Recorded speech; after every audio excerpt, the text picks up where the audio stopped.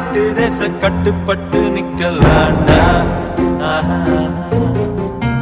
அடிச்சா வச்ச குறி சிக்கணுமையோ, குடிச்சா சமுத்திரம் மட்டணுமையோ, நினைச்சா நினைச்சது நடக்க